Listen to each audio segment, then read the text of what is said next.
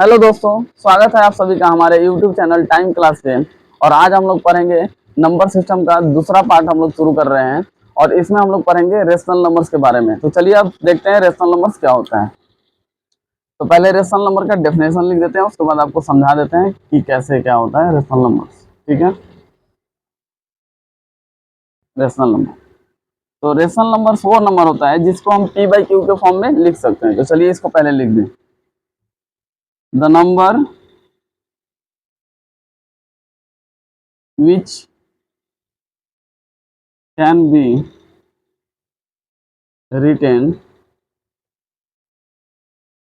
in the form of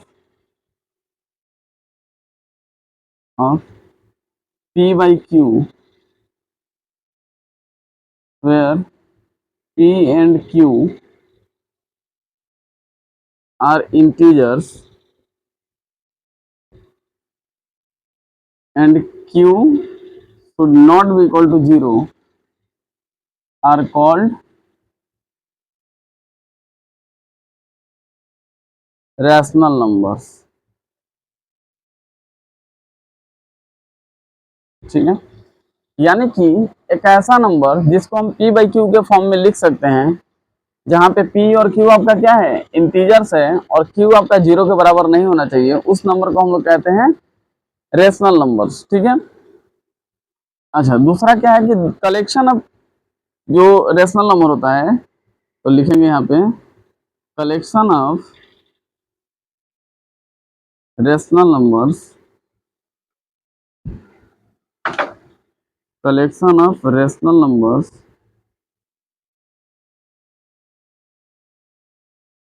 is denoted by capital Q. तो capital Q और इसके collection को हम लोग एक सेट द्वारा दिखा देते हैं। यहाँ पे पी कॉमा क्यू आपके क्या होते हैं, इंटीजर्स होते हैं। क्यू आपका क्या नहीं होना चाहिए, 0 के बराबर नहीं होना चाहिए। ठीक है, ये है कलेक्शन ऑफ रेशनल नंबर्स को रिप्रेजेंट करने का तरीका। ठीक है, ऐसे हम लोग उसका जो कलेक्शन ऑफ रेशनल नंबर्स है उसको दिखा सकते हैं। ठीक है, तो आप लोगों को बिल्कुल क्लियर हो गया कि रेशनल नंबर क्या होता है। तो रेशनल नंबर हम लोग उस नंबर को कहते हैं जिस नंबर को P बाई क्यू के फॉर्म में लिख सकते हैं। अच्छा, मैंने इसका एग्जाम्पल नहीं दिया था, यहाँ पे नीचे मैं लिख देता हूँ एग्जाम्पल। जैसे 3/5, 7/9, -6/2, सॉरी 6/7 कर देता हूँ, 6/7। या फिर कोई भी आप इंटीजर उठा लीजिए। ये सारे नंबर्स क्या हैं, ये सारे के सारे नंबर्स क्या हैं, आपके रेशनल नंबर्स हैं। अच्छा, ये तो इनमें तो समझ में आ रहा है कि ये ऊपर वाला P है, नीचे वाला Q है। ये ऊपर वाला P है, नीचे वाला Q है। लेकिन इन सारे नंबर को नहीं समझ में आ रहा है, नीचे सबके 1 आएगा। और 1 भी आपका क्या होता है, इंटीजर ही होता है। तो -5/1 क्या हो जाएगा, -5 भी आपका इंटीजर ही है और 1 भी आपका इंटीजर है। 7 भी इंटीजर है, 1 भी इंटीजर है, 8 भी इंटीजर है, 1 भी इंटीजर है। तो इस तरीके से जितने भी नेचुरल नंबर्स हैं, होल नंबर्स हैं और आपके इंटीजर्स हैं, वो सारे नंबर्स भी क्या हैं, रेशनल नंबर्स हैं। ठीक है, तो यहाँ पे इसको भी लिख देते हैं। अब इसको मिटा देते हैं क्योंकि ये समझ में आ ही गया होगा। पिछले वीडियो में भी मैंने बताया था कि रेशनल नंबर क्या होता है, लेकिन आज हम लोग रेशनल नंबर्स के बारे में ही पढ़ रहे हैं, तो थोड़ा जान लेते हैं। ठीक है, तो देखिए यहाँ लिख देंगे all natural numbers, all natural numbers comma whole numbers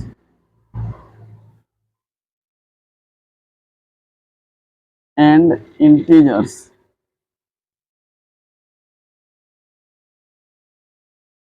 are rational numbers.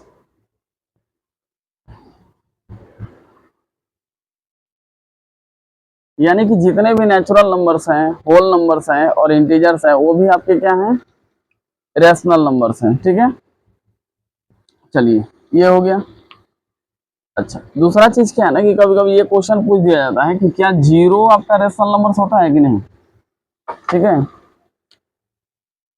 Question पूछा जाता है इज 0 और rational number.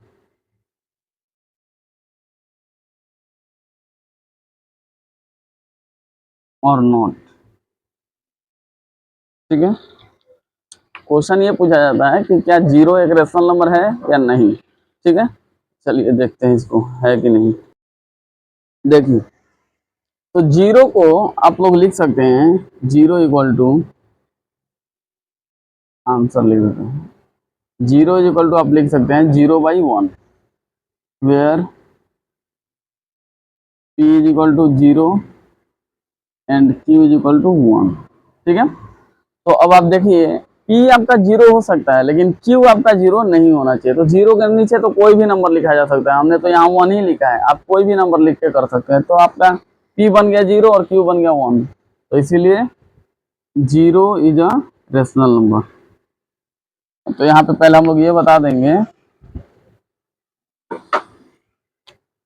Since 0 can be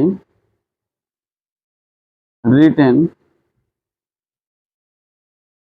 in the form of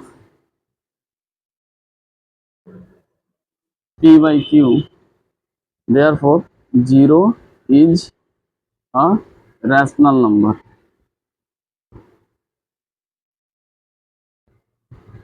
ठीक है, तो 0 आपका क्या होता है, रेशनल नंबर। कभी भी मतलब इसको लेकर के गलत फहमी में मत रहिएगा। चलिए अब आगे बढ़ते हैं, अब देखते हैं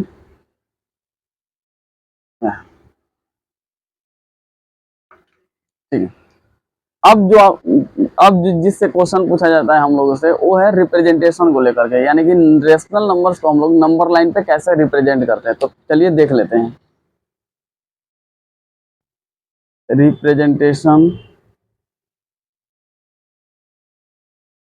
रिप्रेजेंटेशन ऑफ रैशनल नंबर्स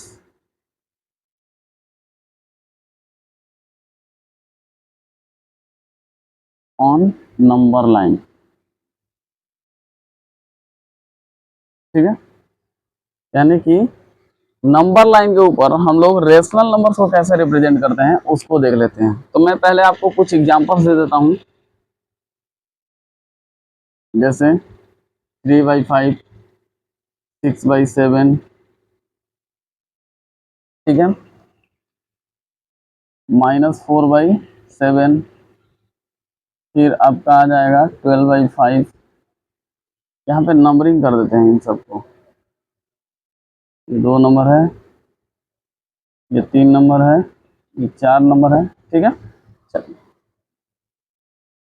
17/8।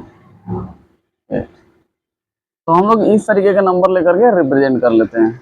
अच्छा, इन सारे नंबर्स को देख करके यहाँ पे माइनस थोड़ा ले लेते हैं। ठीक है, इन सारे नंबर्स को अगर आप अच्छे से प्रैक्टिस कर लेते हैं, या फिर केवल आपको यहाँ पे कॉन्सेप्ट सीखना रहेगा और कुछ ज़्यादा नहीं है यहाँ पे। ठीक है ना, केवल आप तरीका सीख जाइएगा, किसी भी नंबर को आप रिप्रेजेंट करना जान जाइएगा। ठीक है, तो पहले हम लोग देख लेते हैं पहला वाला वैल्यू। पहला वैल्यू क्या है, 3/5। ठीक है, अगर 3/5 को रिप्रेजेंट करना है तो ठीक है, अगर किसी भी रेशनल नंबर को रिप्रेजेंट करना है तो सबसे पहले आप चेक कीजिए कि आपका P और Q में से कौन बड़ा है।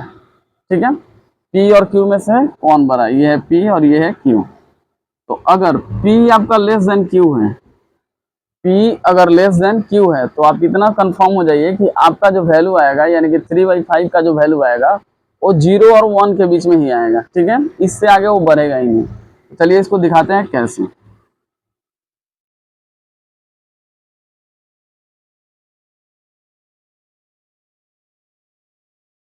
ठीक है, देखिए, क्योंकि हम लोग को वैल्यू ज़्यादा नहीं, मतलब ये 0 और 1 के बीच में ही लाई करेगा, इसलिए हमने नंबर लाइन बहुत बड़ा ड्रॉ नहीं किया है। ज़रूरत के हिसाब से हम लोग करेंगे।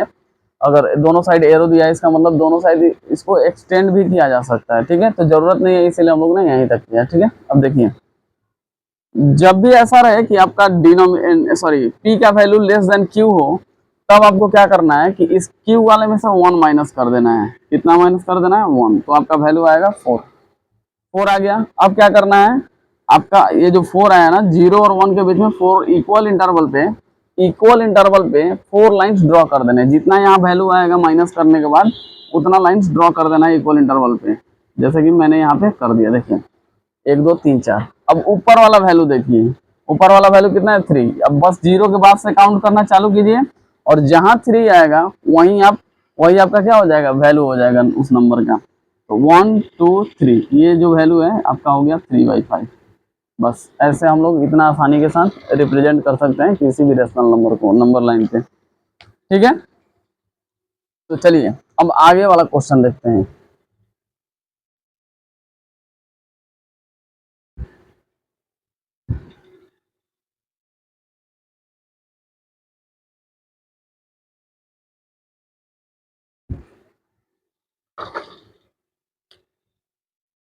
दूसरा है आपका 6/7।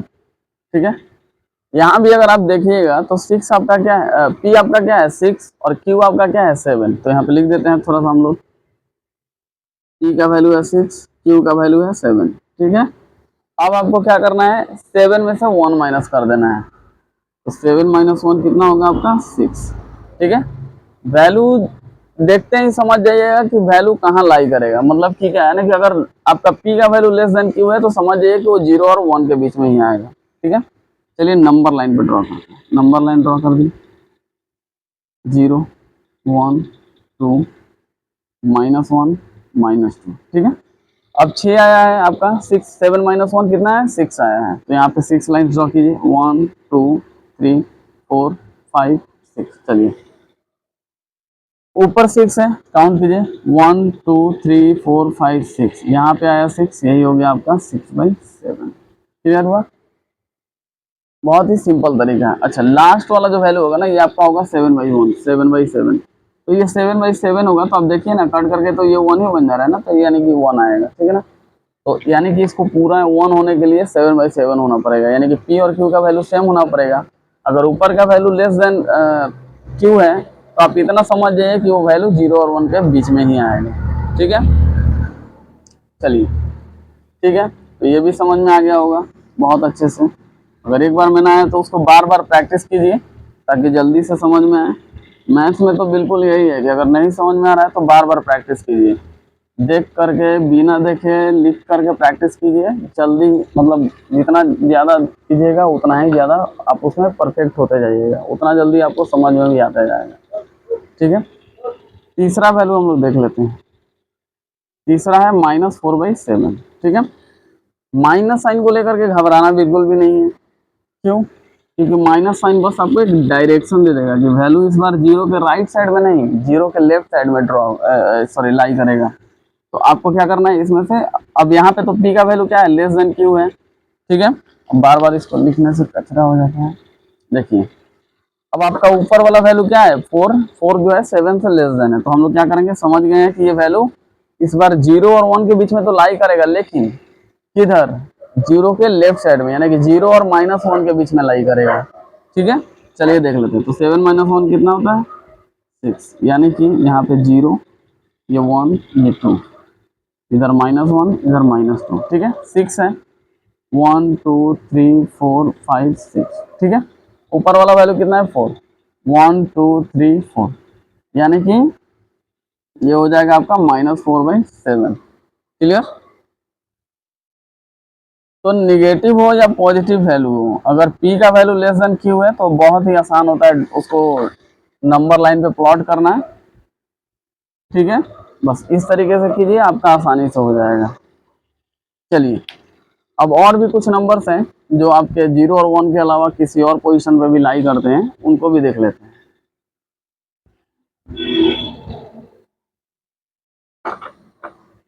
तो एक वैल्यू हमने लिखा है 12/5। अच्छा अब देखिए इसमें बिल्कुल थोड़ा अलग हो गया है, p का वैल्यू इस बार ग्रेटर देन q है, यानी कि जो नीचे वाला वैल्यू है उससे बड़ा वैल्यू है आपका ऊपर वाला। इस बार क्या करेंगे, जब भी ऐसा दिया रहे तो आप इसको मिक्स्ड फ्रैक्शन में कन्वर्ट कर लीजिए। तो मिक्स्ड फ्रैक्शन में कन्वर्ट कैसे करते हैं, 5 से डिवाइड देंगे 12 में, 5 2 जा 10, यहाँ पे आएगा 2। ठीक है, अब जो रिमाइंडर होता है ना उसको लिखा जाता है ऊपर, जो डिवाइजर यहाँ था वही रहेगा नीचे। अच्छा यहाँ जो कोशेंट आपका आया है इसको लिख देंगे हम लोग यहाँ। ठीक है, चलिए अब बन गया ये आपका 2 इंटीजर 2/5। इसको हम लोग कैसे रिप्रेजेंट करेंगे, तो नंबर लाइन ड्रॉ करेंगे, थोड़ा सा अच्छा नंबर लाइन ड्रॉ कर दें सीधा।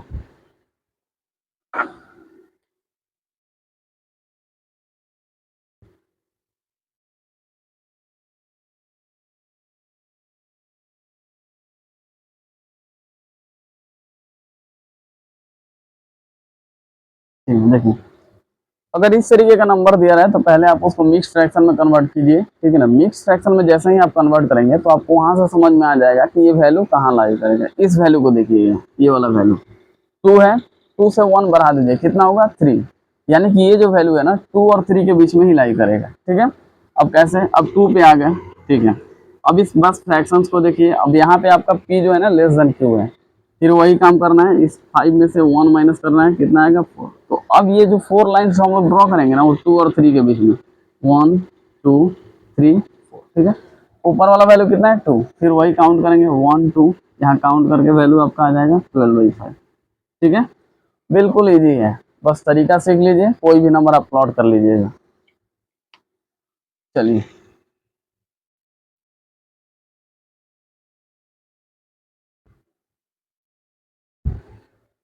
ठीक, एक और है वो निगेटिव, देखिए है -17/8, तो -17/8 लिखा हुआ है, ठीक है। तो बस अब क्या है कि यहाँ पे माइनस का साइन लगा हुआ, तो इससे हम लोगों को डरना बिल्कुल भी नहीं है, क्योंकि माइनस साइन का मतलब मैंने पहले बता दिया है कि जीरो के राइट साइड में पॉजिटिव साइन और जीरो के लेफ्ट साइड में माइनस का साइन, ठीक है ना, यानी कि निगेटिव साइन, ठीक है। बस एक डायरेक्शन को इंडिकेट कर रहा है कि आपको किधर जाना है, ठीक है। अब हम लोग इसको क्या करेंगे ना कि मिक्स फ्रैक्शन में कन्वर्ट करेंगे, तो पहले 8 से डिवाइड दे दो 17 में, 8 2 जा 16, 1 आएगा।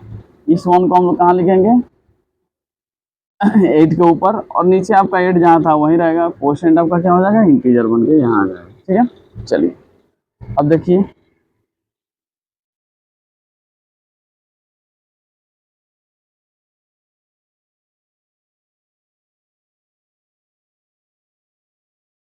चलिए देखिए, तो यहाँ का नंबर आपको देखने के बाद बिल्कुल समझ में आ गया होगा कि ये जो वैल्यू है -2 और -3 के बीच में ही लाई करेगा, ठीक है। तो चलिए आ गए -2 और -3 के पास।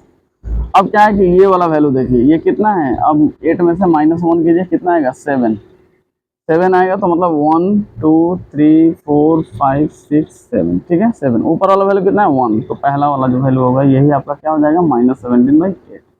तो इस तरीके से हम लोग क्या करेंगे, रेशनल नंबर्स को नंबर लाइन पे रिप्रेजेंट करेंगे, ठीक है। चाहे वो किसी भी तरीके का वैल्यू हो, मैंने आपको सारा बता दिया है, आप बस अपने बुक का सवाल देखिए और जिस टाइप का मैंने बताया है वो उस टाइप का जा करके उसके हिसाब से देखिए और बनाइए, ठीक है। कोई भी अगर मान लीजिए इंटीजर ही दे देता है आपको -3 रिप्रेजेंट करने के लिए, कुछ मत कीजिए, नंबर लाइन पे ऐसा आपको कीजिए करना है, और ये बस 0 1 2 -1 -2 -3, क्योंकि यहाँ पे -3 ही दे दिया है तो -3 को डायरेक्ट कर दीजिए, यही आपका क्या हो जाएगा नंबर लाइन पर जो इस वैल्यू का रिप्रेजेंटेशन है। क्लियर। चलिए अब हम लोग ये देखते हैं कि दो गिवन रेशनल नंबर्स के बीच में अलग अलग डिफरेंट रेशनल नंबर्स को कैसे फाइंड करते हैं, ठीक है। चलिए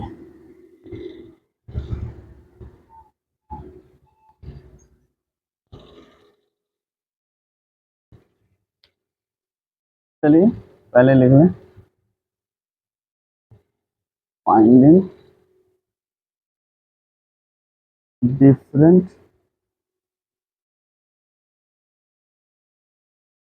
rational numbers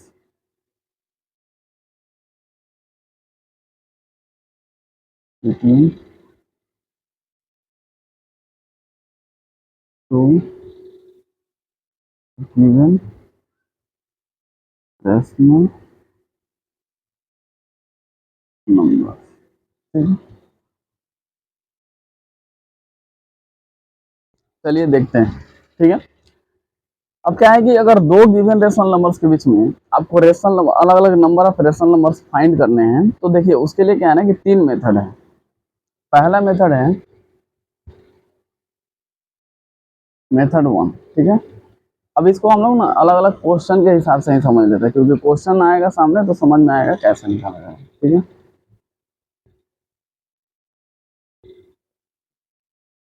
find one rational number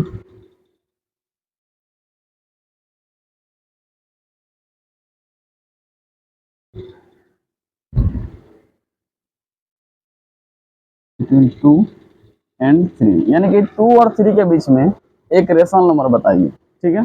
चलिए तो यहाँ लिखेंगे rational number between 2 and 3 is equal to 2 plus 3 divided by 2, यानी कि 2 और 3 को क्या करेंगे, ऐड कर देंगे और उसमें 2 से हम लोग डिवाइड दे देंगे। तो 5/2 क्या हो गया, एक रेशनल नंबर है जो 2 और 3 के बीच में आता है। ठीक है, अच्छा ये तो एक था।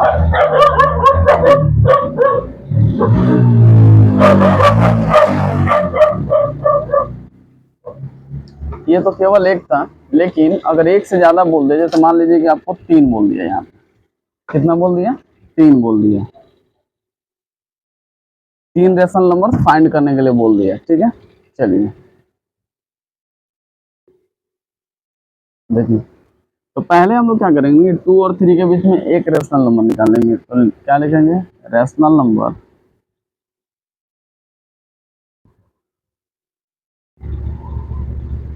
Between 2 and 3। तो दोनों को फिर से ऐड करेंगे और 2 से डिवाइड कर देंगे, 2 से डिवाइड कर देंगे, आएगा आपका वैल्यू 5/2। ठीक है, तो 2 और 3 के बीच में एक रेशनल नंबर हमने फाइंड कर लिया जो कि है 5/2। ठीक है, पहले थोड़ा ये देख ले, वीडियो चल रहा है कि चल रहा है, चलिए ठीक है। अब अगर आप नंबर लाइन पे देखिएगा, मान लीजिए ये 0 है, यहाँ 1 है, यहाँ 2 है और यहाँ 3 है, तो 3 और 2 के बीच में हमने एक वैल्यू निकाल लिया है 5/2। ठीक है, अच्छा अब 2 और 5/2 के बीच में भी तो एक वैल्यू निकाल सकते हैं, क्योंकि हमको तो 3 चाहिए, तो 3 निकाल लेते हैं कैसे में। यहाँ लिखेंगे rational number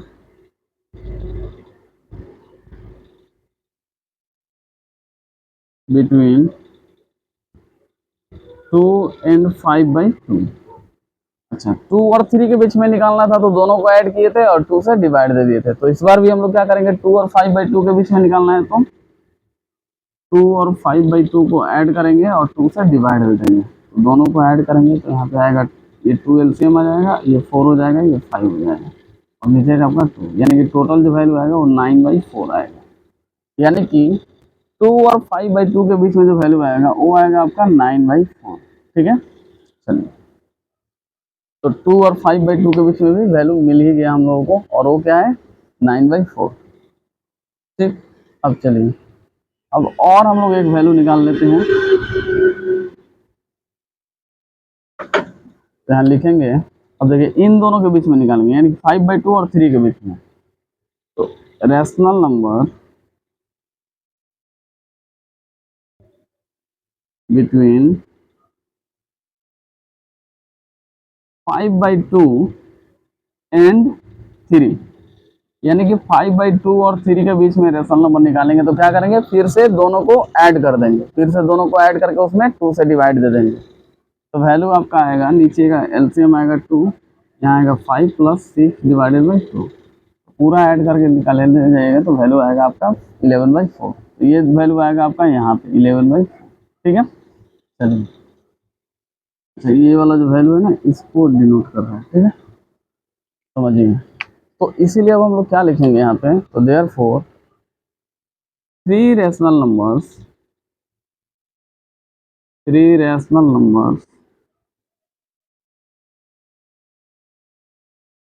between 2 and 3 are.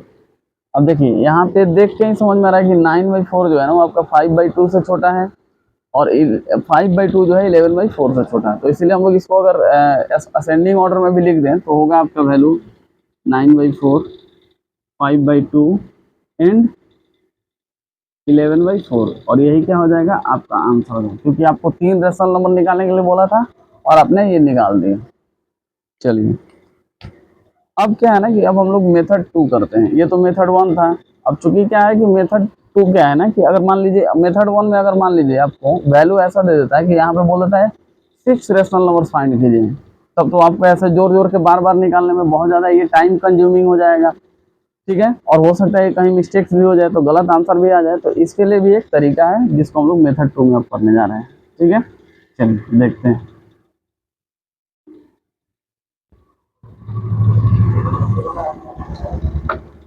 तो मेथड 2 क्या है वो देख लेते हैं, इसको मिटाएंगे।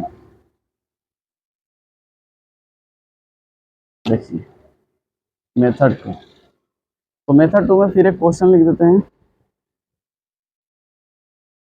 Find 6 rational numbers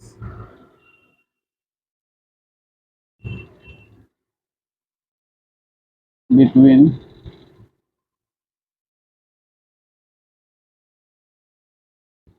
4/6 and 5/6।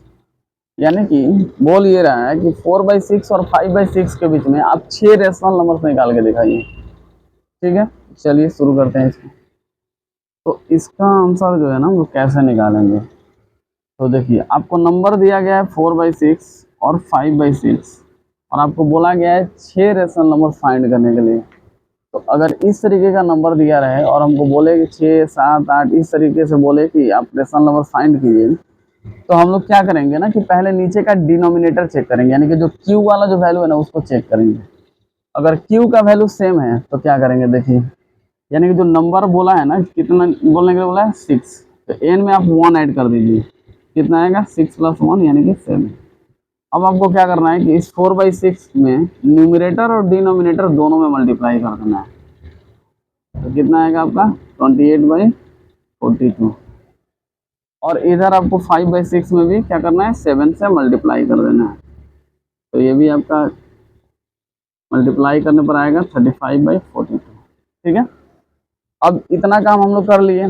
अब क्या करेंगे ना कि अब यहीं पे आंसर लिख देते हैं। अब आंसर लिखना इसका बहुत आसान है। ठीक है, यहाँ पे लिखेंगे देयरफॉर 6 रैशनल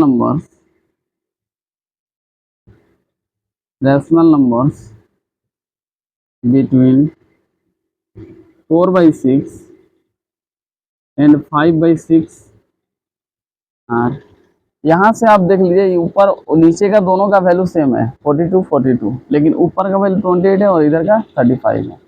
आप 28 के एक जस्ट आगे बढ़िए 29/42, फिर इसके एक जस्ट आगे बढ़िए 30/42, फिर 31/42। यानी कि जो पी वाला जो वैल्यू है ना उसको 1/1 हम लोग इंक्रीज करते जाएंगे हर स्टेप में। अब ये हो जाएगा 32/42, 33/42, एक आएगा 34/42 और टोटल आप काउंट कर लीजिए, आपका मिल गया 6 रेशनल नंबर्स जो 4/6 और 5/6 के बीच में आएगा और यही क्या हो जाएगा आपका आंसर। अच्छा, इनके बीच में जो कॉमन फैक्टर्स होंगे आप उनको कैंसिल करके अगले स्टेप में जो प्रॉपर वैल्यू होगा वो लिख सकते हैं। ठीक है, हम यहाँ पे कैंसिल नहीं कर रहे हैं, आप लोग खुद से कर लीजिएगा। चलिए ठीक है, अब ये हो गया। और एक तरीका है इसी मेथड में, जिसमें क्या होता है डिनोमिनेटर आपका सेम नहीं होता है। डिनोमिनेटर मतलब क्यू का वैल्यू आपका सेम नहीं होता है। चलिए उसको भी देख लेते हैं।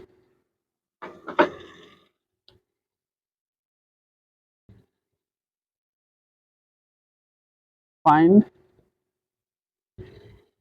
7 रैशनल नंबर्स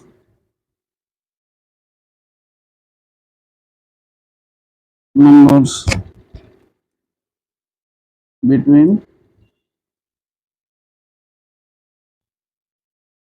5/7 एंड 7/9। ठीक है, यानी कि बोल रहा है कि 5/7 और 7/9 के बीच में आप हमको कितना रेशनल नंबर्स बता दीजिए, 7 रेशनल नंबर्स, 7 रेशनल नंबर पूछा है। ठीक है, अब देखते हैं। देखिए तो यहाँ पे पहले दोनों नंबर को लिख लेते हैं। पहला वैल्यू है 5/7 और दूसरा है 7/9। ठीक, और अब मेरा एन का वैल्यू है 7, यानी कि जितना नंबर ऑफ रेशनल नंबर चाहिए उसको हम लोग एन लेट कर लेते हैं और यहाँ पे एन का वैल्यू है हमारा 7।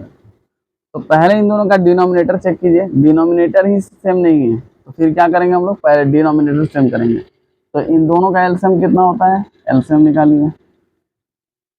7 से ये कट जाएगा 9, फिर ये 9 से ही कटेगा, तो दोनों का जो एलसीएम आएगा ना वो आपका आएगा 63। ठीक है, चलिए अब देखिए 5/7, तो नीचे वाले नंबर को 63 करने के लिए हम लोग कितना से मल्टीप्लाई करेंगे, तो 7 में अगर 9 से आप मल्टीप्लाई कीजिएगा तो हो जाएगा आपका 63। तो ये हो जाएगा 45/63। अच्छा, अगर 7/9 को करना है तो 7/9 में भी 7 से मल्टीप्लाई करना पड़ेगा, क्योंकि नीचे 9 है और 9 में 7 से मल्टीप्लाई कीजिएगा तो वैल्यू आपका 63 हो जाएगा। ये आएगा आपका 49/63। अच्छा, अब तो डिनोमिनेटर सेम हो गया। अब क्या करें, अब बस कुछ मत कीजिए, n+1 निकालिए, 7+1 यानी कि 8, और दोनों में मल्टीप्लाई कर दिए। 45 इंटू 8, नीचे 63 इंटू 8, फिर ऊपर भी 49 इंटू 8 और नीचे भी 63 इंटू 8। अब जो वैल्यू आएगा इसे मल्टीप्लाई कीजिएगा आपका 360 ये आ जाएगा आपका 504। ठीक है, अगर 49 में आप अगर 8 से मल्टीप्लाई करते हैं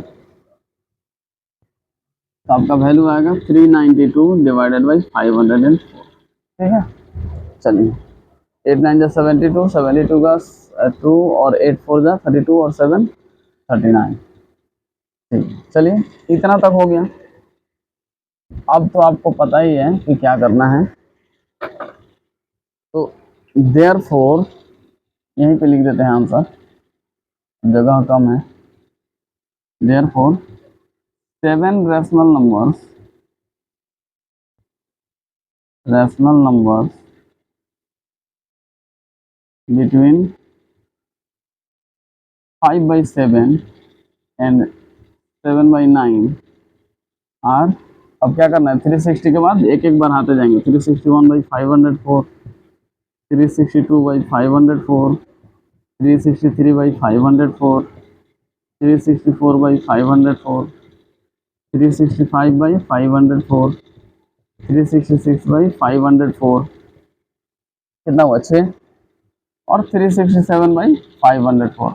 जो कॉमन फैक्टर होगा उसको कैंसिल कर देंगे और अगले स्टेप में प्रॉपर आंसर लिख देंगे। ठीक है, तो बिल्कुल आपको समझ में आ गया होगा कि कैसे करना है। ठीक है ना, जब डिनोमिनेटर सेम हो यानी कि क्यू का वैल्यू सेम हो, और जब डिनोमिनेटर सेम ना हो यानी कि क्यू का वैल्यू सेम ना हो, तो कैसे करना है, ये दोनों मेथड मैंने आपको सिखा दिया। ठीक है, और एक तीसरा मेथड है वो भी सीख लीजिए। चलिए इसी क्वेश्चन के ऊपर सिखा देते हैं, बस वो तरीका थोड़ा अलग है।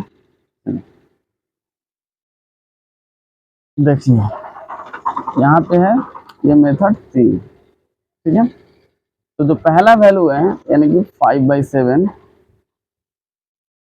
उसको लेट कर लीजिए आप, यानी कि जो छोटा वैल्यू होता है उसको आप लेट कर लीजिए x। ठीक है, और y का वैल्यू लेट कीजिए बड़े वाले वैल्यू को 7/9। ठीक है, और n का वैल्यू आपका कितना है 7। ठीक है, तो यहाँ से आप निकाल लीजिए d का वैल्यू, जिसका फॉर्मूला होता है y - x divided by n+1। तो आपका y कितना है 7/9 और x कितना है 5/7, और नीचे आपका n+1 कितना होगा तो 7+1। ठीक है, दोनों का एलसीएम आएगा आपका 63,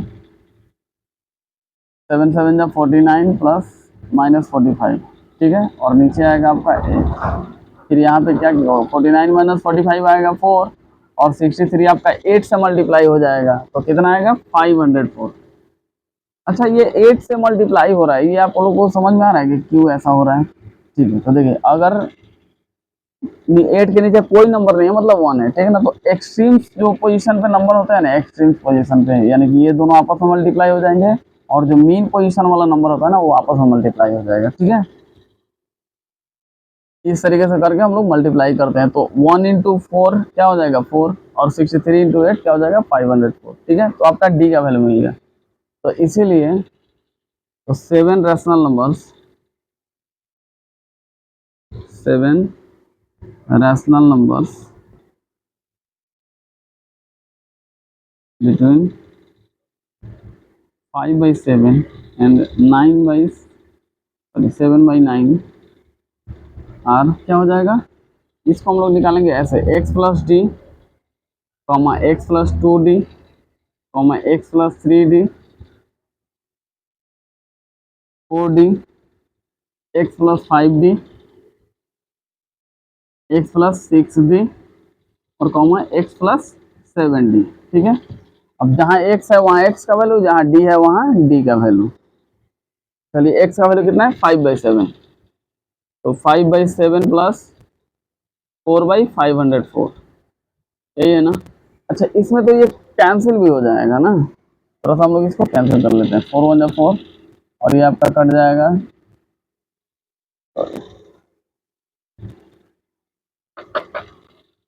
1 to 6, यानी कि 1/1 to 6, ठीक है। ये आ रहा है तो इसको हम लोग हटा ही देते हैं,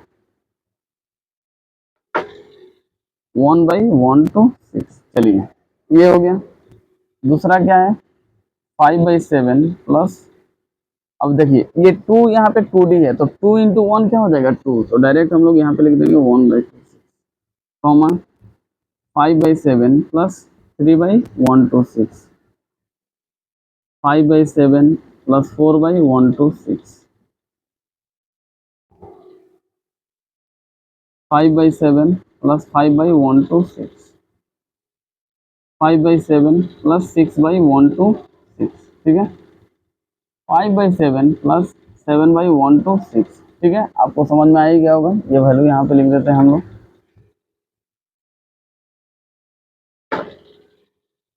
5/7 प्लस 7/1 to 6, ठीक है। ये हो गया। चलिए अब ऊपर वाला थोड़ा सा मिटा करके हम लोग वैल्यू निकाल ही लेते हैं।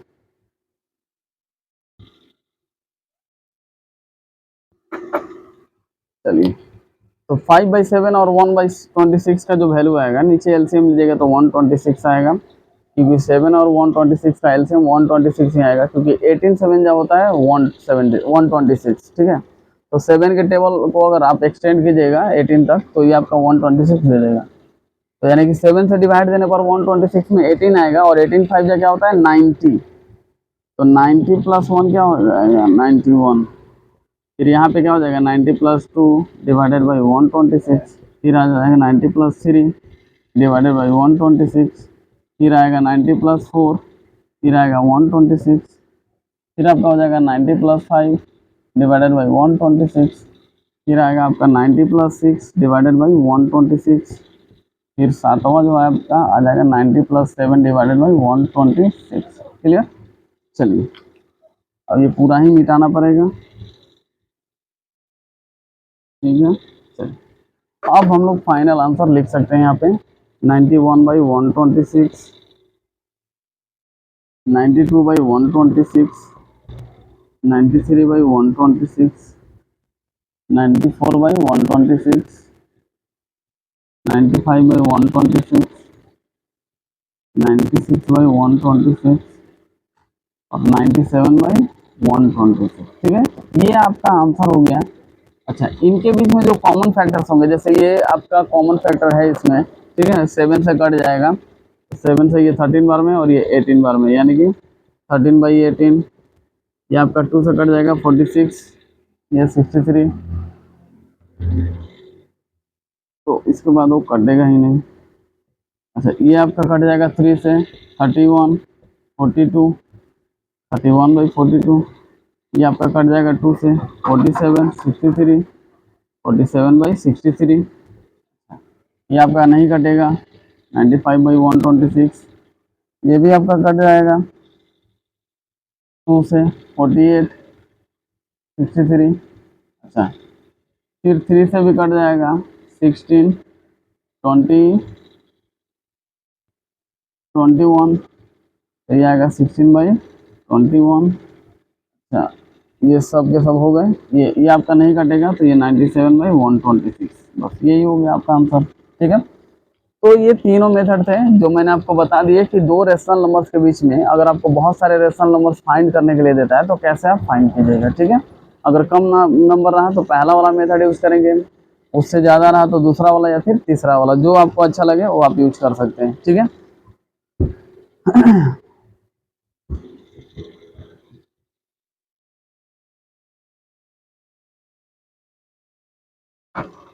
अब आखिरी बात कि अगर आपको वीडियो ये अच्छा लगा होगा तो वीडियो को लाइक कीजिएगा, कमेंट करके बताइएगा, और साथ में चैनल को सब्सक्राइब अगर नहीं किए होंगे तो कर भी लीजिएगा, ठीक है।